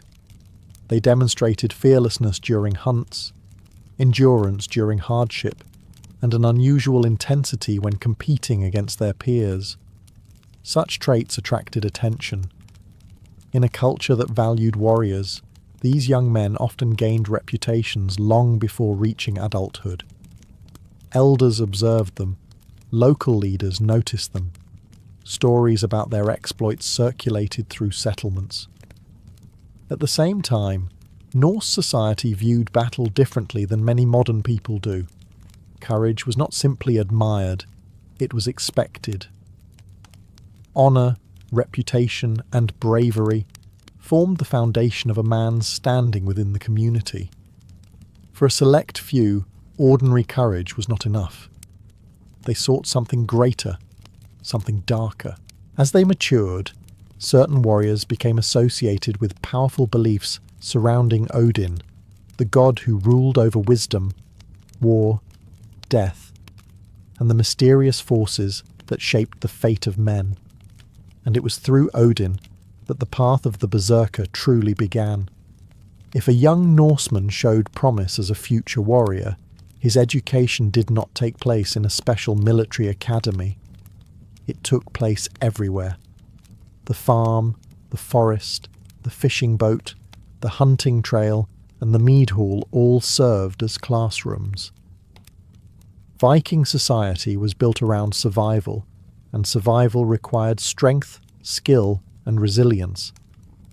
Every task prepared a young man for challenges he would eventually face as an adult. Whether he intended to become a berserker or not, by his early teenage years, a boy was expected to contribute meaningfully to his household. He might spend long days cutting timber, repairing fences, tending livestock, or helping construct boats. These activities demanded endurance rather than bursts of effort. There were no motivational posters. There was simply work that needed to be done. And if it was not done, everyone suffered. The physical demands of daily life naturally created strong young men. Carrying water, rowing heavy vessels, hauling fishing nets, and working fields built muscles long before formal combat training became serious. Yet physical strength alone was not enough. A future warrior also needed mental toughness. Scandinavian life regularly tested a person's ability to endure discomfort. Cold weather, storms, food shortages, and dangerous travel were common realities. Complaining accomplished very little. The snow did not care about your feelings, and the North Sea was even less interested. Young men learned to accept hardship as a normal part of existence. Hunting played an important role as well. Tracking animals through forests required patience, observation, and discipline. A successful hunter learned how to remain calm under pressure and react quickly when opportunities appeared. These same skills proved useful in combat. Training with weapons gradually became more serious as boys matured. Wooden practice weapons gave way to iron blades and heavier shields. Sparring matches helped develop coordination and courage. Wrestling remained particularly important because it taught balance, strength, and determination. More importantly, it revealed character. A young man who gave up easily earned little respect. One who remained calm during defeat often gained admiration. Viking society valued perseverance almost as much as victory. Stories also shaped future warriors. Around fires and inside mead halls, boys listened to tales of heroes, explorers, kings, and legendary fighters. These stories provided examples of ideal behavior. Courage, loyalty, and honor appeared again and again. Among these stories were tales of unusual warriors, men who fought with terrifying intensity, men who seemed touched by powers beyond ordinary understanding, men whose names inspired both admiration and unease. The young warrior hearing those stories could hardly know it yet, but many believed such men drew their strength from the most mysterious god in the Norse world, Odin himself. For most Viking warriors, battle was a practical reality. You fought because your chief demanded it.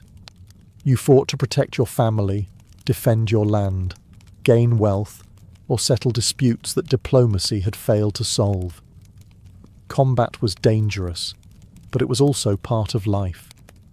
For the men who became berserkers, however, war carried a deeper meaning. It was spiritual. Many scholars believe that berserkers were closely connected to the worship of Odin, the most complex and mysterious figure in Norse mythology. Unlike Thor, who was straightforward and popular, Odin was a god of contradictions. He ruled over wisdom and madness, poetry and death, magic and warfare, knowledge and chaos.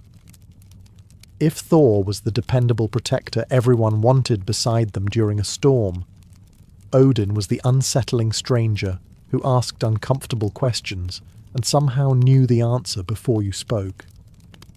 To Vikings, Odin was not merely a war god.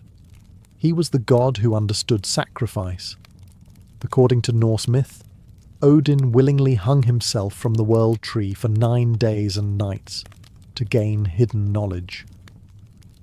He sacrificed one of his eyes in exchange for wisdom. Again and again, the stories portrayed him as a figure willing to endure suffering in pursuit of greater power. Many warriors admired this, but certain warriors sought to imitate it. These men believed that by dedicating themselves to Odin, they could gain access to special strength, courage, or spiritual power. Some scholars suggest that berserkers may have belonged to warrior cults devoted to the god, groups that blended religious devotion with military training. While evidence remains limited, medieval sources repeatedly connect berserkers with Odin's influence. The connection was not accidental. Odin himself was often associated with battle frenzy. He could inspire overwhelming courage in his chosen warriors while bringing terror and confusion upon their enemies. Victory and defeat both rested in his hands. This belief shaped how certain fighters viewed combat. A normal warrior might fear death. A warrior devoted to Odin sought to embrace it. After all, those who died bravely could hope to enter Valhalla, Odin's great hall, where fallen warriors feasted, trained, and prepared for Ragnarök. For a young man raised on such stories, death in battle could appear less frightening than dying peacefully in bed. A peaceful death offered comfort. A glorious death offered immortality. As a result, warriors associated with Odin often cultivated fearlessness to an extreme degree. They trained themselves to ignore pain, suppress hesitation, and confront danger head-on. But devotion alone did not create a berserker. To truly become one, a warrior had to undergo rituals and transformations that blurred the line between man, beast, and legend. A berserker was not simply a warrior who fought aggressively. Viking society already had plenty of those. The men described in sagas and later chronicles stood apart because they appeared transformed. Witnesses spoke of fighters who seemed to abandon ordinary human behaviour in battle, entering a state somewhere between religious ecstasy, animal fury, and absolute fearlessness. How exactly this transformation occurred remains one of history's great mysteries. The Vikings left no instruction manual titled How to Become a Berserker in 7 Easy Steps. As a result, historians must piece together clues from sagas, myths, and scattered references written centuries ago. What emerges is a picture of warriors who underwent both psychological and spiritual preparation. Religion likely played a central role. A warrior seeking Odin's favour may have participated in rituals designed to strengthen his bond with the god. These ceremonies could have involved prayers, sacrifices, chanting, or symbolic acts intended to separate him from ordinary society. The goal was not simply to become stronger, the goal was to become different. Many warrior cultures throughout history have used rituals to reshape identity.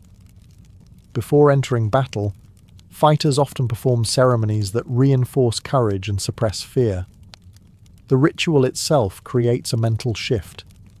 It tells the participant that he is no longer merely a farmer, hunter, or fisherman. He is now a warrior. For berserkers, this transformation may have gone much further. Some scholars believe they deliberately cultivated altered states of consciousness. Repetitive chanting, rhythmic drumming, intense dancing, controlled breathing, sleep deprivation, or prolonged fasting have all been suggested as possible methods. None can be proven with certainty. Yet such practices appear in warrior traditions across many cultures and could help explain the extraordinary behaviour described in Norse sources. The sagas often portray berserkers as entering battle in a state of overwhelming intensity. Before combat, they became restless, agitated, and emotionally charged. Their breathing quickened. Their focus narrowed. Everything beyond the coming fight seemed to disappear. Modern psychology would recognize some of these effects immediately. the human body is capable of remarkable changes under extreme stress or excitement. Adrenaline can dull pain, increase strength, and create tunnel vision. Fear can vanish beneath a wave of focused aggression. To Viking observers, however, something more profound was occurring. They believed the warrior was being touched by forces beyond the ordinary world. A man was becoming something else.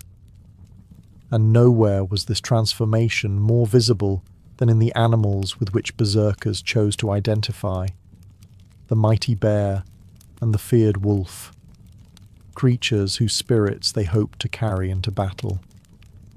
The transformation of a berserker did not end with rituals. It was also reflected in appearance. Throughout the Norse world, animals carried powerful symbolic meaning. They were not simply creatures that lived in forests or hunted across mountains.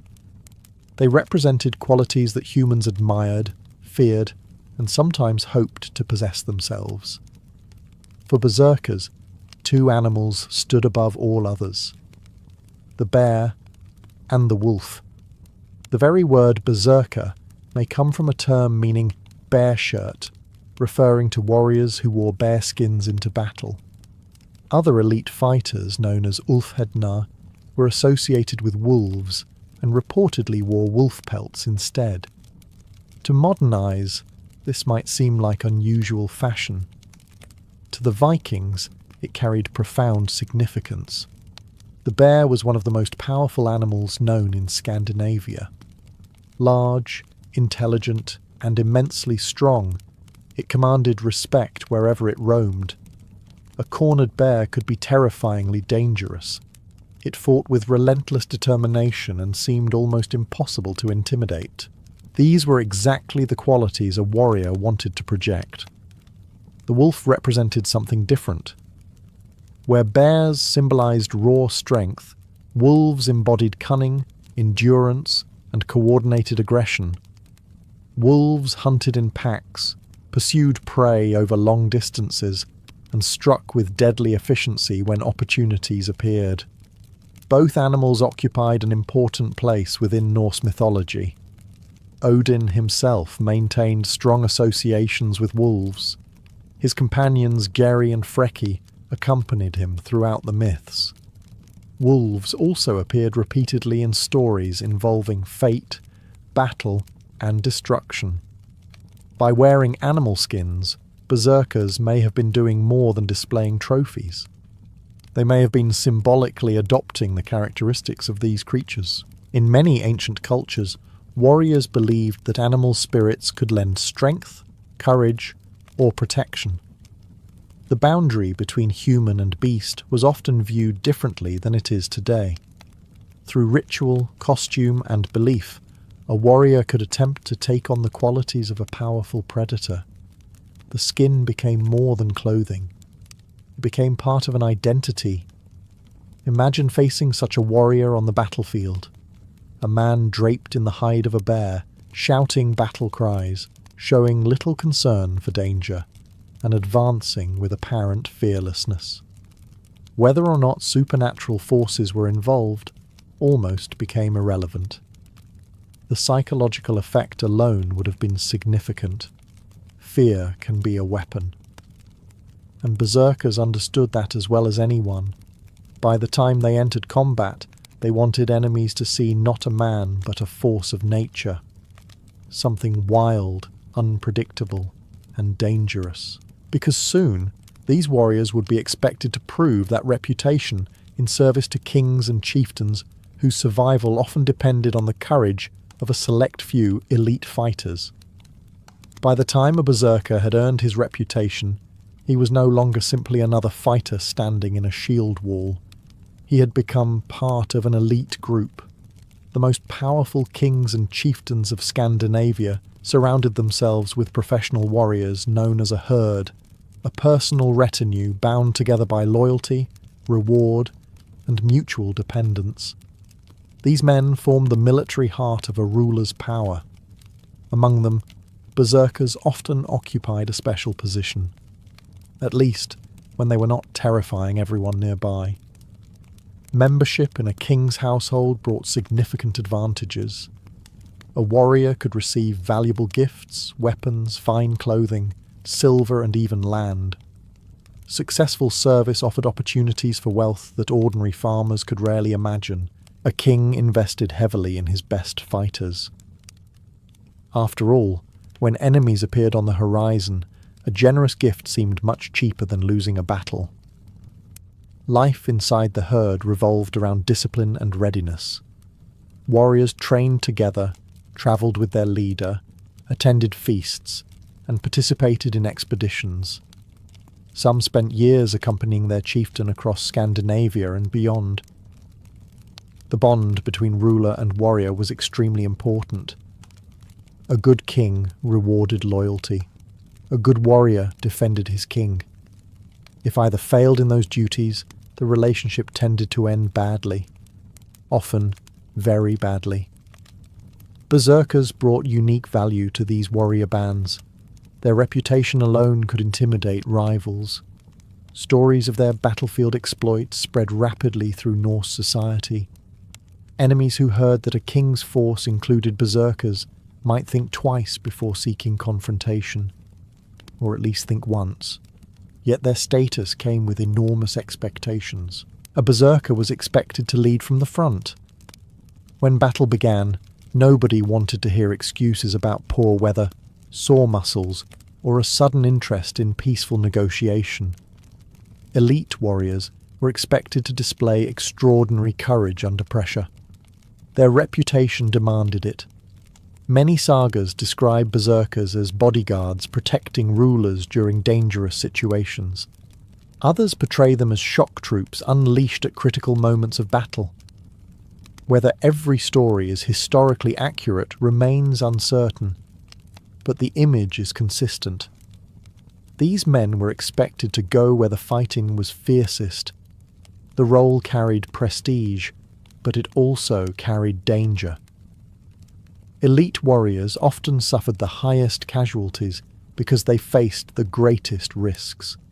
Fame and glory were available, but neither came with a particularly generous retirement plan. Still, many considered the risk worthwhile. Because for a berserker, honour mattered more than safety, and sooner or later, every warrior had to prove himself where reputation truly counted. On the battlefield itself, in the terrifying moment when the legendary berserker rage finally emerged. Everything in a berserker's life led to this moment. The years of training, the devotion to Odin, the rituals, the animal symbolism, the endless pursuit of courage and reputation. All of it was preparation for the state that made berserkers legendary throughout the Norse world. The rage. According to the sagas, a berserker did not enter battle like an ordinary warrior. Before combat, witnesses describe dramatic changes in behaviour. The warrior became restless and agitated. His breathing grew heavier. His eyes seemed fixed on something invisible to everyone else. Then the transformation began. The Icelandic sagas claim that berserkers fought with extraordinary ferocity. Some accounts describe them roaring like wild animals. Others claim they ignored wounds that would have stopped normal men. Enemies supposedly struggled to frighten them, while allies often gave them a respectful amount of personal space, which was probably a wise decision. One saga describes berserkers as being mad as dogs or wolves. Another claims they bit their shields before battle. Whether every detail is true is impossible to know, but the consistency of these descriptions suggests that something unusual was occurring. The question is what? For centuries, historians have debated the source of the berserker rage. Some have suggested religious ecstasy. Others point toward intense psychological conditioning. A few theories propose the use of intoxicating substances, though evidence remains limited and highly disputed. Modern scholars generally favour explanations involving a combination of ritual preparation, extreme emotional arousal, and cultural expectations. After all, Human beings can enter remarkable mental states under the right circumstances. Soldiers throughout history have described experiences in combat where fear vanished, pain seemed distant, and time itself appeared to slow down. Adrenaline can dramatically alter perception. Training can override hesitation. Belief can push individuals far beyond what they normally consider possible. The berserkers may have mastered these effects better than anyone else in Viking society. More importantly, everyone expected them to do so. A warrior who spent years building a reputation as a fearless servant of Odin could not easily retreat when battle arrived. His identity depended on living up to the legend, and legends have their own kind of power. Whether the rage came from divine inspiration, psychology, or a combination of both, its impact was undeniable. Stories of berserkers spread across Scandinavia and beyond. Their reputation grew with every retelling. Yet admiration was only part of the picture. For all their glory, berserkers also inspired fear, not just among their enemies, sometimes among their own people as well. The berserker rage earned admiration. It also earned fear. In Viking society, those two things often travelled together. A warrior who could charge into battle without hesitation, stand firm against overwhelming odds, and terrify his enemies naturally attracted respect. Chiefs wanted such men in their service. Kings valued them as bodyguards and champions. Poets celebrated their exploits in stories that could survive for generations. But there was a problem. The qualities that made berserkers useful in war could make them dangerous in peace. Most Viking warriors understood limits.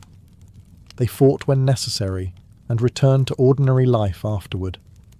They farmed, traded, attended assemblies, raised families, and settled disputes through established customs. Berserkers occupied a more uncertain place. The sagas often portray them as unpredictable figures. Some stories describe them as loyal heroes. Others present them as bullies, troublemakers, or men who struggled to fit comfortably within society. In these tales, berserkers sometimes challenged rivals to duels, intimidated weaker individuals, or used their fearsome reputations to get what they wanted. Whether these stories reflected reality or later exaggeration is difficult to know. What matters is that the reputation existed. People believed berserkers could be dangerous even when no battle was taking place. This created a complicated relationship with the wider community. Villagers might admire a famous berserker's courage while simultaneously hoping he remained several villages away. His presence offered protection, but it could also bring tension. It was rather like owning a guard bear, very effective, potentially inconvenient. Reputation became one of a berserker's greatest weapons. News travelled quickly throughout the Norse world.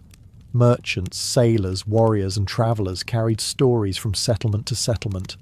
Every victory enhanced a warrior's standing. Every tale grew slightly larger with each retelling. Soon, reality and legend began to merge. A warrior who won a difficult fight might become a man who defeated 10 opponents. A fierce battle might become an impossible triumph against overwhelming odds. Human beings have always enjoyed improving a good story, especially after several cups of mead. As these legends spread, berserkers became larger than life. They represented the ideal of absolute fearlessness. Young warriors admired them. Enemies dreaded them. Poets immortalized them. Yet reputations, no matter how powerful, cannot last forever. Over time, Scandinavian society began to change. Kings consolidated power. Christianity spread across the north. New laws and values emerged. The world that had created the berserkers was slowly disappearing, and with it, the legendary warriors themselves would begin to fade into history, leaving behind one final question. What became of the berserkers after the Viking Age ended? For centuries, berserkers stood among the most feared warriors in northern Europe. Kings valued them, enemies dreaded them, stories celebrated them. Yet by the end of the Viking Age, the berserkers began to disappear. Not because they lost their courage, not because they forgot how to fight. The world around them changed. When most people imagine the witch hunts, they picture a dark village where an innocent woman is suddenly accused of flying through the night on a broomstick. The reality was far more complicated and far more frightening. The witch hunts did not begin because people suddenly lost their minds. They emerged from a world already filled with fear, uncertainty, and genuine hardship. To understand why thousands of people were accused of witchcraft, you first have to step into the lives of ordinary Europeans living between the 15th and 17th centuries. Life was difficult. A harvest could fail without warning. Disease could sweep through a town in a matter of weeks. Livestock could die. Children could become sick overnight. Storms could destroy crops that represented an entire year's work. And nobody knew why. Today we have meteorology, medicine and science to explain many disasters. Early modern Europeans had far fewer answers. When tragedy struck, people searched desperately for explanations. Human beings are remarkably uncomfortable with randomness. If a cow suddenly died, there had to be a reason. If a child became ill, there had to be a cause. If hail destroyed the harvest while the neighbouring village remained untouched, someone had to be responsible. The idea that bad things simply happened without purpose felt deeply unsatisfying. Religion shaped these beliefs as well. Europe was overwhelmingly Christian, and people viewed the world through a spiritual lens. God, angels, demons, miracles, and the devil were not abstract concepts. They were real forces influencing daily life. Most people believed Satan actively sought to corrupt humanity. According to religious teachings, demons could tempt, deceive, and harm the faithful. If God worked through miracles, then the devil could work through witchcraft. At least that was the fear. As religious tensions intensified during the Reformation, anxiety grew even stronger. Catholics and Protestants accused one another of spreading evil. Wars erupted. Communities divided. Trust became fragile. People grew suspicious. Neighbours watched neighbours. Old arguments resurfaced. Long-standing grudges found new opportunities. The perfect conditions for witch hunts were slowly taking shape. Ironically, many of the people most afraid of witches had never actually met one, because there were no organised groups of secret witches gathering in forests to plot the downfall of Europe. What existed instead was something far more dangerous. A population frightened by hardship, convinced that invisible evil was everywhere, and desperate to find someone to blame. Once that fear took hold, accusations became easier than evidence. And that is exactly when the witch hunts truly began. As fear spread through Europe, people began looking for someone to blame. The question was simple. If witches were causing misfortune, who were they?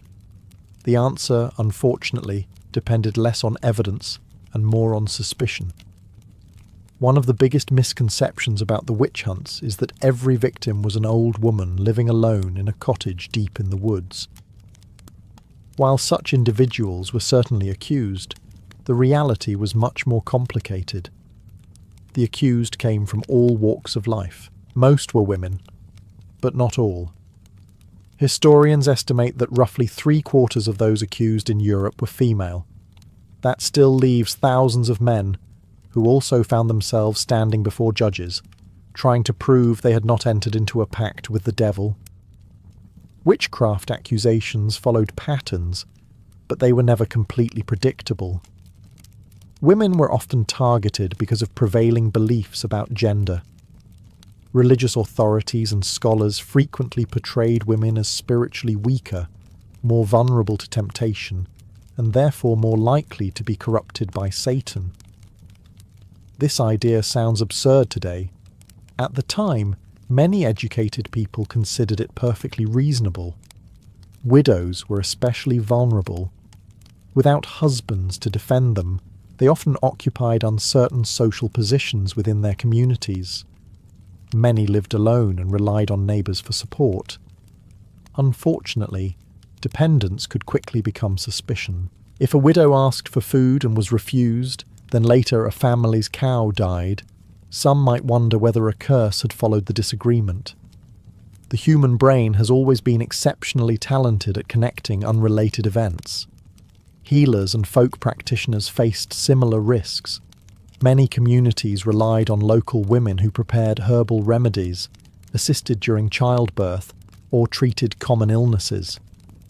Most were respected, until something went wrong. If a patient recovered, the healer received praise. If a patient died, questions began. The same knowledge that once earned trust could suddenly inspire fear.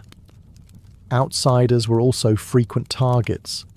New arrivals lacked family connections and long-established reputations. They seemed unfamiliar. They behaved differently. In anxious communities, unfamiliarity often created suspicion. Even personality could become dangerous. People known for arguments, unusual behaviour, or social awkwardness sometimes attracted unwanted attention. A neighbour who constantly quarrelled with others might eventually find every misfortune blamed on them. What made the witch hunts especially tragic was that many accusations started with ordinary human conflicts. Arguments over property, family disputes, failed romances, business rivalries, simple grudges. Yet once accusations entered the legal system, personal disagreements transformed into something far more dangerous. Because now courts, churches, and governments were beginning to take witchcraft very seriously. For centuries, Europeans believed in magic, curses, and supernatural forces. Yet believing in witchcraft was not the same thing as launching large-scale witch hunts. The real danger emerged when powerful institutions became involved. Once churches, courts, and governments began treating witchcraft as a serious criminal offence, accusations that might once have remained local gossip could suddenly become matters of life and death. Ironically, medieval Europe had not always been obsessed with hunting witches. In fact, during much of the early Middle Ages, many church authorities dismissed claims of magical flights, secret gatherings, and supernatural powers as foolish superstitions. The official position was often that people who believed such stories were simply mistaken. That attitude gradually changed. By the late Middle Ages, religious scholars increasingly argued that witches were not merely misguided individuals, they were servants of Satan. This distinction transformed everything. A person accused of using folk magic was one thing. A person accused of actively cooperating with the devil became something far more threatening. Witchcraft was no longer viewed as a simple local problem. It became part of a cosmic struggle between good and evil. The publication of influential texts helped spread these ideas. Scholars, theologians, and church officials wrote extensively about the supposed dangers posed by witches. They described secret meetings, demonic pacts, and elaborate conspiracies against Christian society. Most of these claims had little basis in reality. That did not stop them from being believed. Printing presses helped distribute such ideas across Europe far more efficiently than ever before. What had once been local fears now became shared fears. Meanwhile, governments began paying attention. Local rulers worried about maintaining order. Religious conflicts were already tearing parts of Europe apart. Rebellions, wars, plagues, and economic hardship created an atmosphere of uncertainty. Leaders often saw witch hunting as a way to demonstrate that they were protecting their communities from hidden threats. Judges became increasingly willing to hear witchcraft cases.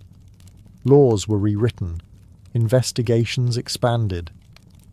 Entire legal systems started treating witchcraft as a crime worthy of prosecution.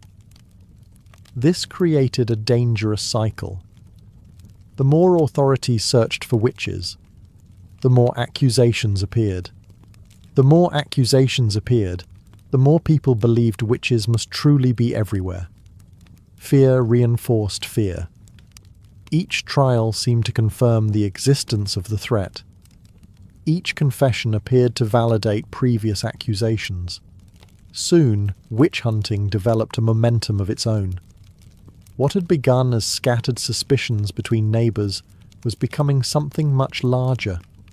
Powerful institutions now stood behind the hunt, armed with courts, prisons, and legal authority. And once an accusation entered that system, escaping it became extraordinarily difficult. Because the process of a witch trial was often designed to find guilt rather than discover truth. Once an accusation of witchcraft was made, events could move with alarming speed. A careless remark, a dead cow, a failed harvest, an argument between neighbours. Any of these might trigger suspicion, and once suspicion became an official accusation, the accused entered a system that was often stacked heavily against them from the very beginning. Contrary to popular belief, witch trials were not identical everywhere. Europe was divided into hundreds of different jurisdictions, each with its own laws, customs, and courts. Some regions pursued witchcraft aggressively. Others remained far more skeptical. Your chances of survival often depended less on the evidence and more on where you happened to live. An unfortunate detail, if you were the accused, the process usually began when someone reported suspicious behaviour. A neighbour might claim that a curse followed an argument. A farmer might blame a failed crop on witchcraft. A family might suspect supernatural involvement after an unexpected death. To modern readers, such accusations often sound absurd. To people living at the time, they could seem entirely plausible. Once authorities became involved, investigators gathered testimony from witnesses. They interviewed neighbours, relatives, and anyone who might possess information about the accused. This was rarely good news. Human beings are excellent at remembering unusual events once they have already decided someone is guilty. Suddenly, every strange comment became suspicious. Every disagreement gained new significance. Every coincidence acquired supernatural meaning. If a woman had argued with a neighbour years earlier, and that neighbour later suffered misfortune, the story might be presented as evidence, not proof. Evidence. The distinction was important. Unfortunately, it was not always respected. Investigators often searched for physical signs supposedly associated with witchcraft. Some believed witches carried special marks placed upon them by the devil. Examinations were conducted in hopes of finding unusual scars, birthmarks, or blemishes. Since nearly every human being possesses some form of scar, mole, or imperfection, these searches often produced exactly what investigators expected to find: a remarkable coincidence. The accused were frequently imprisoned while awaiting trial. Conditions could be harsh. Isolation, fear, uncertainty, and public hostility created immense psychological pressure. Meanwhile, rumours continued spreading throughout the community. People discussed the case. Speculation grew. Witnesses came forward. Some offered genuine testimony. Others repeated gossip they had heard from someone else. The line between fact and rumour gradually blurred, and that was perhaps the greatest danger of all. Because once enough people became convinced of someone's guilt, the trial often shifted away from determining whether the accused was a witch. Instead, it focused on extracting a confession. And that is where the witch hunts entered their darkest chapter. The witch hunts reached their most dangerous stage when authorities became convinced that a confession was the ultimate proof of guilt. The problem, of course, was that people will confess to almost anything under the right circumstances. And witch hunting courts became remarkably skilled at creating those circumstances. Not every region of Europe permitted torture. Some courts were far more cautious than others. But in areas where witch hunts became particularly intense, torture often played a central role in investigations. Authorities believed that witches served the devil, and if witches served the devil, they reasoned, witches would naturally lie to protect themselves. This created a troubling situation. A denial of guilt could be interpreted as proof of innocence, or proof that the accused was lying. Guess which interpretation was usually preferred. The accused often entered prison already frightened, isolated, and uncertain of their fate. They faced judges who believed witches existed, witnesses who repeated rumours, and communities that expected convictions. Under such conditions, resisting accusations became extraordinarily difficult. Then came the interrogations. Some suspects endured endless questioning designed to expose contradictions. Others faced sleep deprivation, threats, or physical torture.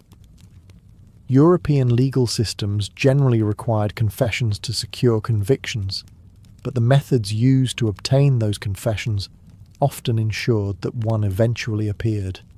Human endurance has limits. Pain has a remarkable ability to make impossible stories sound reasonable. Faced with unbearable suffering, many accused individuals admitted to crimes they had never committed. They confessed to flying through the night, attending secret gatherings, making pacts with demons, or casting curses upon neighbours. The details often reflected what interrogators expected to hear. A suspect learned quickly which answers satisfied the court. The result was a strange and tragic cycle. Authorities used confessions as evidence that witches were real. Those confessions inspired further investigations. New suspects were arrested. New confessions followed. Each case appeared to confirm the previous one. The system fed itself. False testimony also became a major problem. Children accused adults. Neighbours accused neighbours. Family members sometimes testified against relatives. Some witnesses genuinely believed what they were saying. Others acted out of fear, revenge, or self-preservation. Once accusation spread through a community, suspicion could become contagious. Nobody wanted to appear sympathetic toward a suspected witch. Doing so could attract suspicion toward yourself. Perhaps the most heartbreaking aspect of the witch hunts is that many confessions survive in written records today.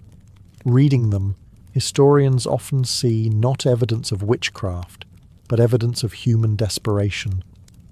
People saying whatever they thought might end their suffering. Yet instead of ending the panic, these confessions helped push the witch hunts towards their most destructive phase. The Great Witch Hunt frenzy had only just begun.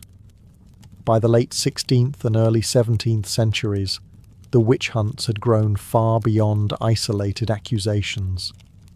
What had once been a local dispute between neighbours was becoming a widespread social panic. Entire communities became convinced that witches were everywhere, and once people started looking for witches, they found them. Or at least they believed they did. This was the period when the witch hunts reached their peak.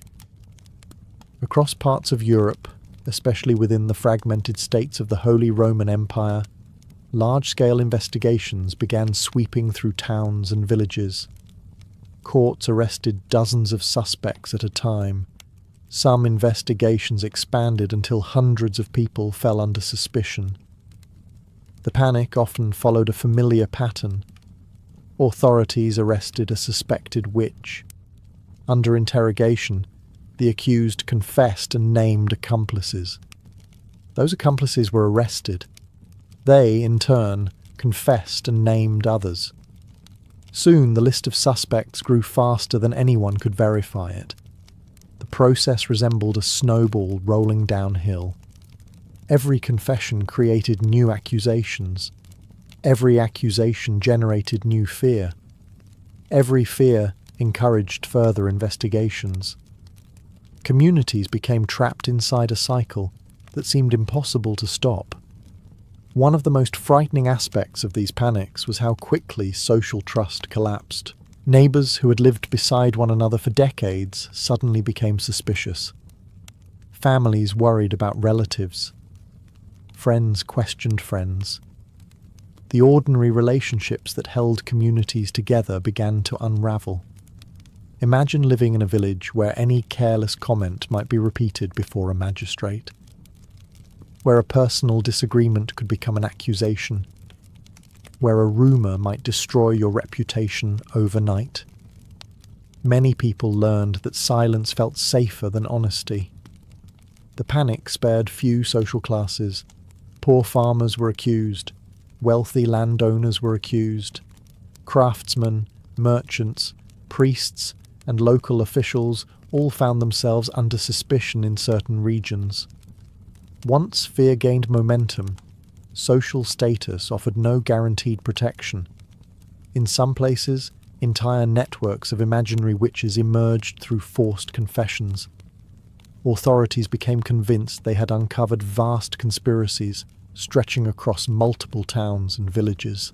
The irony was devastating. The more investigators